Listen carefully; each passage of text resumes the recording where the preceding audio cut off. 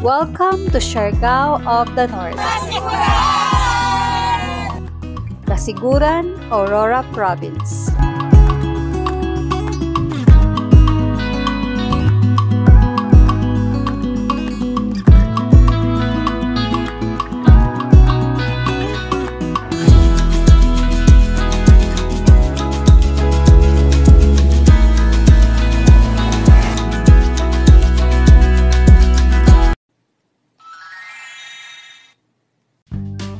Hello everyone! Hello mga kagala! Welcome to my YouTube channel.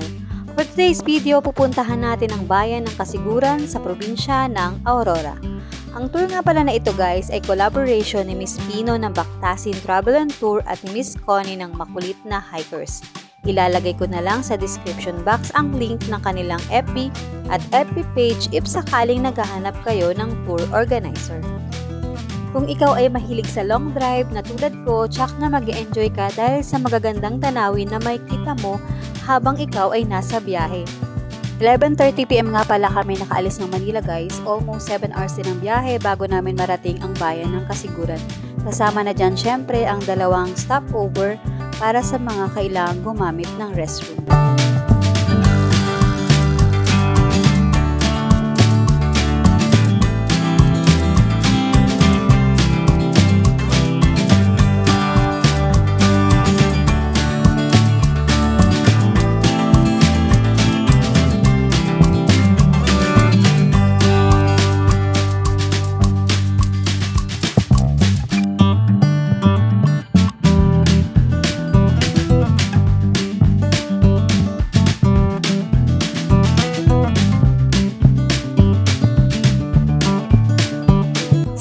AM nang marating namin ang pamilihang bayan ng Casiguran para mamili ng mga lulutuing pagkain sa 2 days and 1 night tour na ito.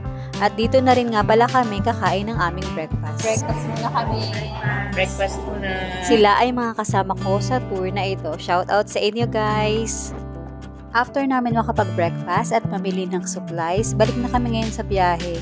From Casiguran Public Market, nasa 1 hour pa ang biyahe papunta sa Pacific Sunrise Beach Camp kung saan kami mag-overnight stay.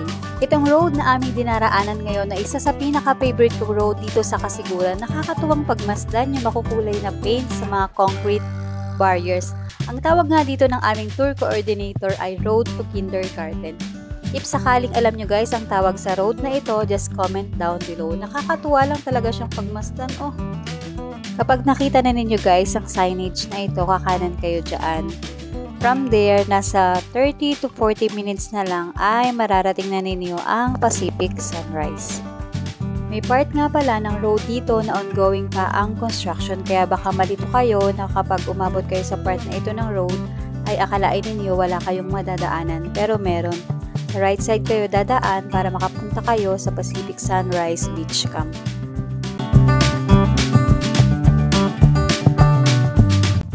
Kapag nakita na ninyo ang signage na ito ng Tibo Tidal Pool, sobrang lapit na ninyo sa Pacific Sunrise. Nasa 10 minutes drive na lang para marating ang beach camp.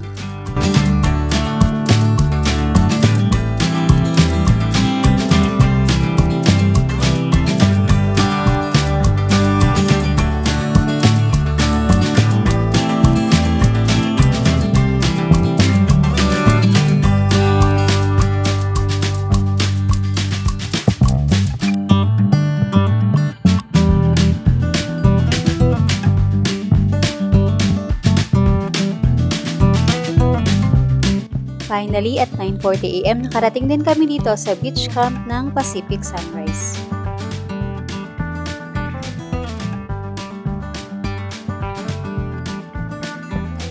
Hello! Welcome to Pacific Sunrise Beach Resort in Casiguran, Aurora Province. Dito po kami ngayon guys. At iyan naman ang aming cottage for dining and kitchen area. Time to set up our camping tent. Tinutulungan kami dito ni Edwin ng Katrupa Vlog. Siya din nga pala guys ang aming drone pilot na kasama sa tour na ito. Ilalagay ko na lang sa description box ang link ng kanyang mga social media channels. If gusto ninyong sumaya, ma-inspire, punta lang kayo sa kanyang FB, TikTok at YouTube account. And that is the view from my tent. May puno, may dagat, kung saan rinig na rinig mo ang hampas ng alon sa dalampasigan at meron ding hamo kung saan pwede kang maupo, magmuni-muni at pagmasdan lang ang dagat. Talaga nga namang tsak na ikaw ay makakapag-relax kapag ikaw ay nagpunta dito sa Kasiguran. It's 10:45 AM na guys. Sobrang init na nito mga oras na ito. At sobrang maaraw niyan. Pero ipasilip ko muna sa inyo ang itsura ng Dalugan Beach sa ganitong oras.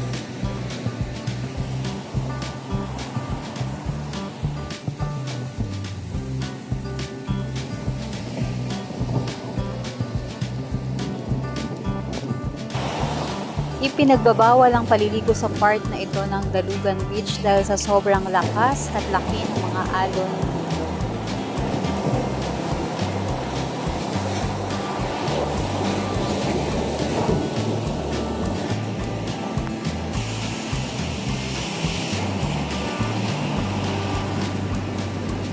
Mayroong tindahan dito guys kung saan pwede kayong mag-charge ng inyong cellphone at power bank. 20 pesos ang bayad sa cellphone at 50 pesos naman sa power bank. Kasi wala sila ditong kuryente guys. Solar power lang ang kanilang gamit. Wala ding signal ang mga telecommunications network dito. Kaya if gusto mong mag-detox sa social media, pwedeng-pwede ka dito. At habang inaantay naming maluto ang aming lunch, dito na muna kami nagstay sa ilalim ng mga coconut trees. Kasama ko nga pala dito si Madam Amaya, Sir Bob, Sir Rhodes at si Miss Connie. Kaso hindi siya nakita sa video dahil umusod pala siya ng pwesto. Sorry Miss Connie, huli ko na nakita na hindi ka pala napasama sa video na ito.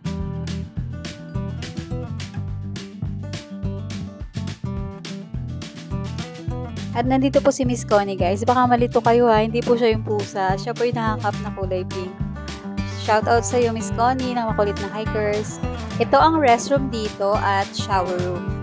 Malinis yan at sagana sa tubig. Kaya walang problema sa paggamit ng palikuran at paliligo dahil marami naman sila niyan dito.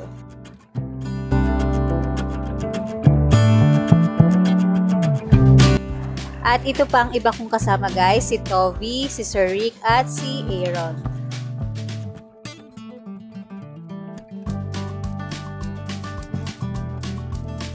Anong channel mo, madam? Ha? Vlog. Ang Gala Vlog. Yay! Almost ready na ang aming lunch at ayan pa nga pala guys ang iba naming kasama sa tour na ito. And this is our lunch guys. Grabe ang dami, parang fiesta. Sobrang sarapan yan guys. Thank you nga pala kay Kuya na kasama namin dito sa tour na nagluto ng aming lunch.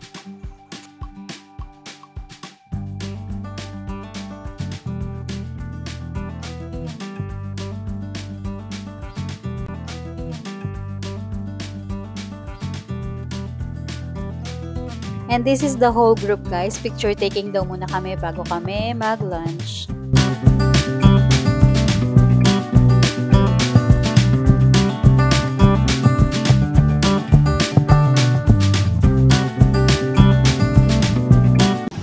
After naming mag-lunch at makapagpahinga, oras na ngayon para explore pa itong Dalugan Beach, Pacific Sunrise Beach Camp at ang Tibo Tidal Pool.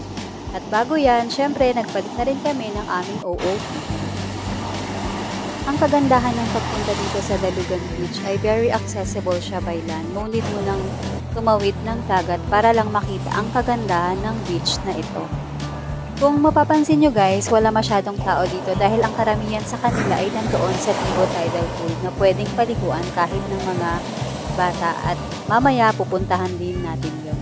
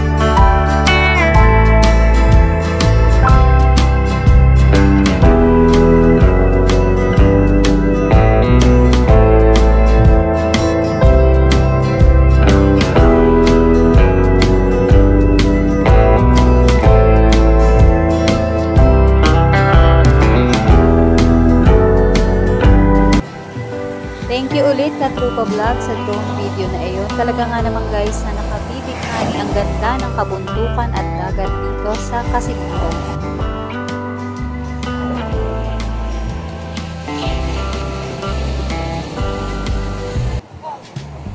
Hi! Sawadika! Madam Elena! Shout out kay Madam Elena at kay Madam Bebe. Kay Shirley! Oo! Kay Tina! Sir Ben! Yun, travel! Miss you all guys! Shout out sa inyo, hoping na magkaroon tayo ng reunion travel.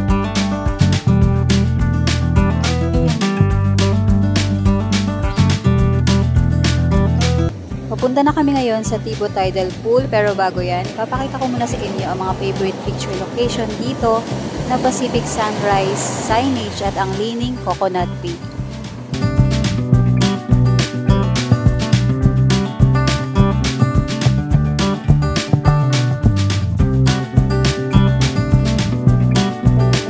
At ayan na si Madam Amaya, umaaura-aura na sa coconut tree. Kasama niya si Miss Connie ng makulit na hikers. Tignan nyo naman yung effort ng mga orga na kasama namin dito guys. Ang gaganda ng mga shot ng mga yan.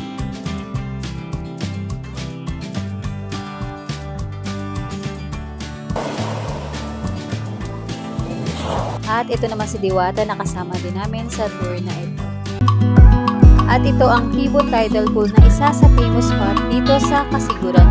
Karamihan sa mga turista dito, kasama na rin ng mga bata ay dito nagsusunod.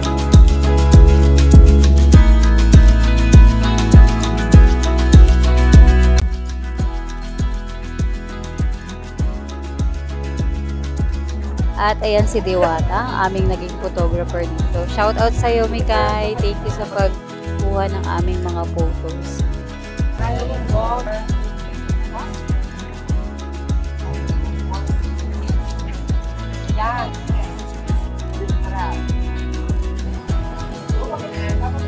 After ng aming 10% na swimming at 90% na photoshoot, nag-decide na kami bumalik sa campsite dahil kumukulimlim na ang panahon. Lakad! Sabay tayo dali! Welcome to my vlog. Guys, alam niyo ba guys, namalengke kami kanina. Tapos, Yun na nga. nandito tayong dalawa. Ha? Nandito tayong dalawa kung saan na tayo ngayon. Yung link naman yung suit ko eh. Alam niyo ba guys, kanina wala to. Ilan tumubo. May tumubo, bigla.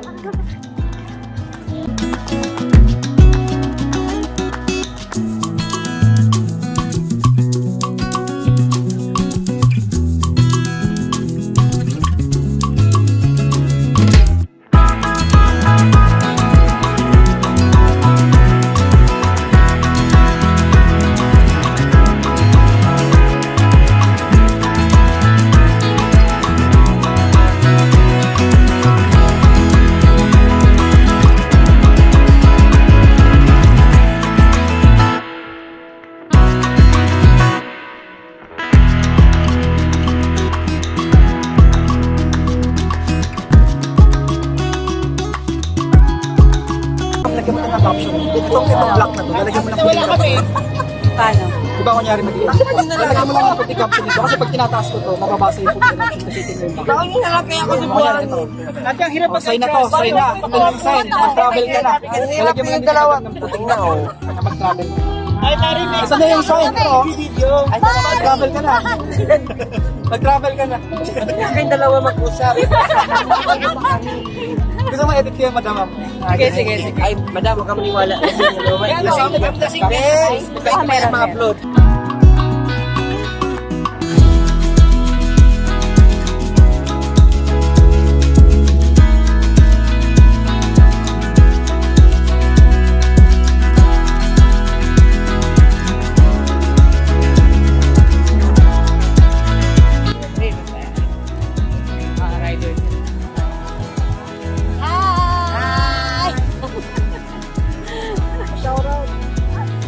Madam?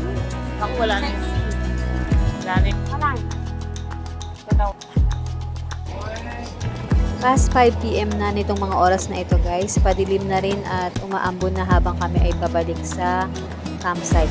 Sa part 2 ng vlog na ito, ipapakita ko sa inyo ang itsura ng Tibo Tidal Pool sa umaga. And that's the end of our day 1 dito sa Kasiguran. Thank you guys for watching. Please like and subscribe and see you on my next vlog sa part 2 nitong Kasiguran tour.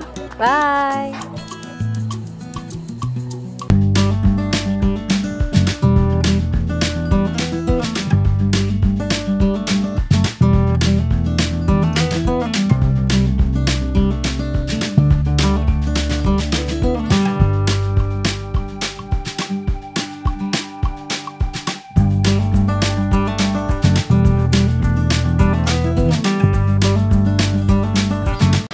We wanna chase the night.